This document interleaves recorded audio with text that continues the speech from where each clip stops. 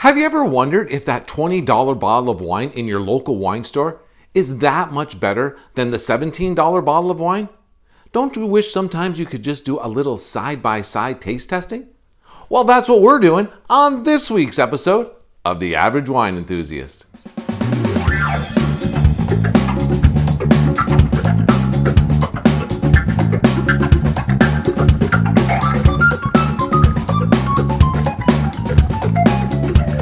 Hi there, my name is Mike LaPlante and I'm the Average Wine Enthusiast. Up to this point, I hope I have been educating you in how to spend your wine buying dollars wisely. We have learned about the history of wine, we've learned about varietals, and a whole bunch of other stuff.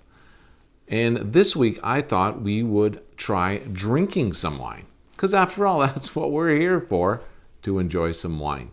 So I thought we'd do a little A/B test. We thought we could pair up a couple, not wine pairing, but actually get a couple bottles of wine from different places, different countries, and compare the two and compare the prices and have some kind of criteria by which to choose these wines. The criteria was we're going to pick the same varietal. It's a Cabernet Sauvignon we decided to pick. And we decided that we were not going to spend more than $20. Now, where do I buy my wine? Most of my wine is purchased at the LCBO, unless, of course, I go on some excursion and find myself at a winery. But for the purpose of this experiment, we went to the LCBO, where when they sell their wine there, they have two distinct areas where you can buy your wine. There's just on the floor where they sell their whiskey and tequila and the wines mixed in there as well, and they are separated by countries of origin. They also have a section in the LCBO called Vintages. It's a branding thing they have. They have a magazine that you can order out of, and it's for the people who are of a more discerning taste. And hopefully that's you. You find yourself, if you're in Ontario, buying wine from the Vintages section. So, on that note, we went into the LCBO. Now, the one closest to me is kind of like the showcase LCBO that is in the city that I live in, which is Windsor, Ontario. Representing.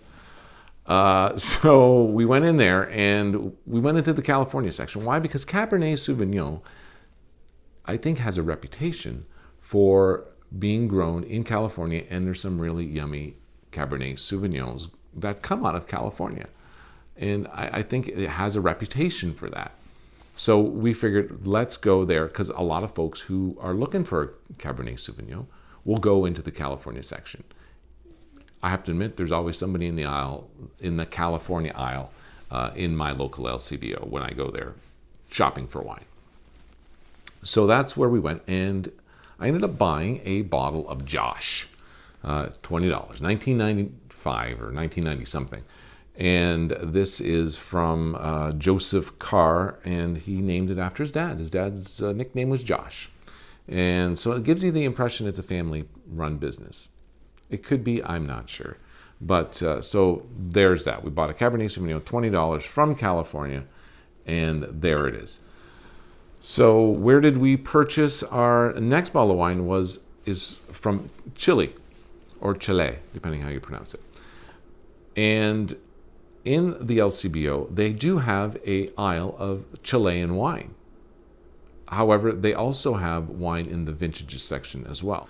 So instead of going to the Chilean aisle to go look for Cabernet Sauvignon, because I just didn't think that a Cabernet Sauvignon that was available there for like $12, $13 was really going to serve our purpose here. It was probably going to be of a lesser quality than something I could spend just a couple more dollars for if I were to go into the vintages section at my LCBO. So that's what I did. I went into the vintages section. Boy, that's tough for me to say. And I found this bottle of Perez Cruz. It's their Reserva Cabernet Sauvignon. It's a 2015. And this is their entry level Cabernet Sauvignon. So you won't find the Perez Cruz in the regular area in the Chilean section of the LCBO. You have to find it in the vintage section. So like I said, this is a 2015. The Josh is 2016. So I paid $20 for this bottle. I paid $16.95 for this bottle. So $17, $3 less. And I was able to buy a bottle of Cabernet Sauvignon from Chile there. So these are the two wines that we're comparing. So I decanted these some time ago, and some folks have been enjoying it. I have to admit, I did taste them when they first came out of their bottle, and just to compare what they are like then compared to now. And I have to admit that this stuff here smelled like armpits. That's never good. But usually when wine has a bad smell, in my experience, it usually smooths out as it opens up. Usually those bad smells don't stay with it. It's usually a sign of something else. So let's start drinking some wine and compare what we can get. Okay, so we have our 2 glasses of wine poured. I think that I should try the more expensive California Cabernet Sauvignon first. So give it a little swirl. Oh, that's nice. It's got black cherries, black berries. Hint of vanilla.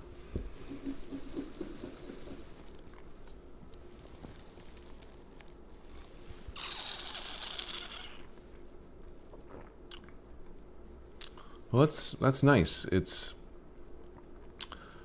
currants, ripe cherries. Not crazy amounts of tannins in here. Not a lot of body.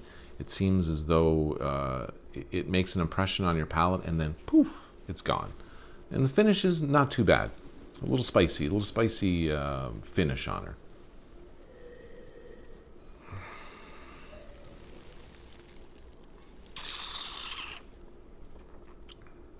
Maybe a hint of plum in there. But overall, not bad. $20 bottle of California Cabernet Sauvignon. Pretty decent right off the shelf. They sell tons of this wine in there. Remember, it's a 2016, which is about 2.5-year-old wine. It's been wine for about 2.5 years. Because the vintage, here's something I'm not sure everybody knows, the vintage 2016, that means that the grapes were taken off the vine in 2016. Basically, that's what that is saying. And then, depending on how long it stayed in barrels, if it went in barrels at all, and then it gets bottled. Usually the following year sometimes, depending on the process. Because in California, they harvest in October. So they're making wine in December and January. So this here is almost 3 years old. 2019 as we speak. Here's a 2015 from Chile, which they harvest their grapes, I believe, in April. Because it's summer there right now and it's winter here. So that makes this bottle of 2015 4 years old. So it's a bit older. Less expensive wine, same variety, 1 year or 1+ years older. I should have made note of the color as well. This has got a nice ruby color to it. It's pretty solid, almost all the way to the end. Not too bad. It seems a little weak. Not really super inky. It's decent.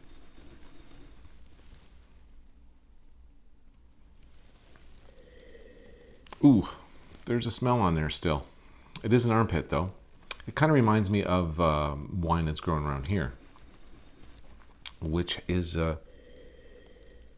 kind of a damp sort of smell, a little bit of eucalyptus. Kind of reminds me of eucalyptus, but there's also something like a date. You know what a date tastes like? If you could attach a smell to that, that's what this is reminding me of. let's have a sip of the Chilean Cabernet Sauvignon.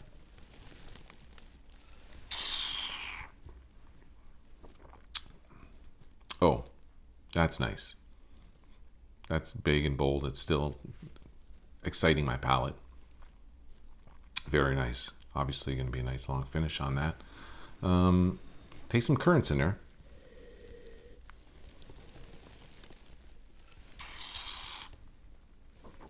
Blackberries as well. A little hint of vanilla. Very nice.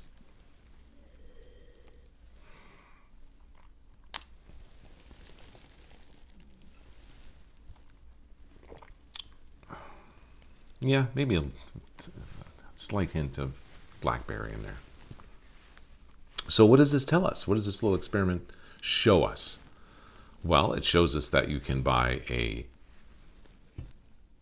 older bottle of wine. And by the way, I don't know if you know this or not, but wine tends to get better as it gets older.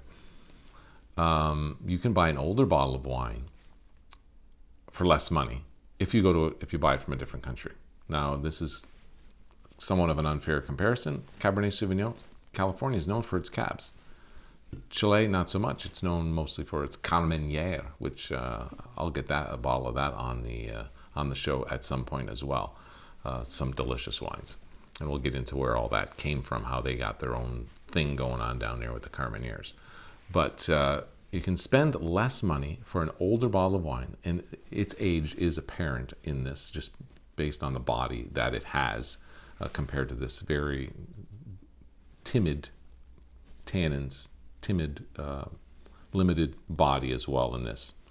Some good taste, weak finish, nice on the nose.